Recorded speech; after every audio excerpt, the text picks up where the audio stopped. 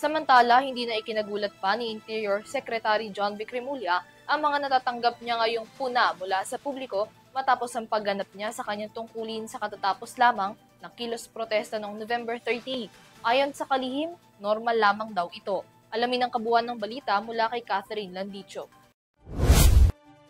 Sinagot ni Department of the Interior and Local Government o DILG Secretary John V. Cremulya ang mga kantsaw at puna habang pinamumunuan niya ang operasyon ng pulisya sa gitna ng malalaking demonstrasyon laban sa korupsyon.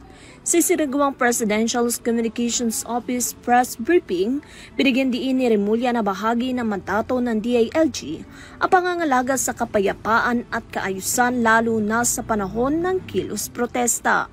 Anya tungkulin nilang tiyakin ang ligtas at maayos na daloy ng aktibidad habang iginagalang ang karapatan ng mga mamamayan na magpahayag at marinig. Everybody has the right to be heard. Everybody has the freedom of speech is enshrined in our Constitution.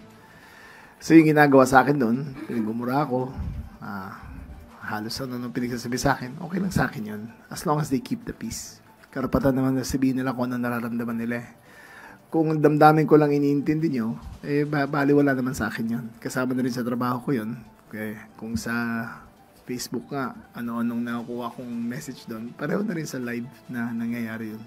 Hindi ko na iniintindi yun. Mas importante yung trabaho na ginagawa na. Dagdag pa ni Cremulya, normal lamang umano ang makatanggap ng kantsaw o puna sa gitna ng masalimuot na sitwasyon. Ngunit naninindigan siyang hindi ito magiging hadlang sa pagpapatupad ng kanyang tungkulin sa publiko.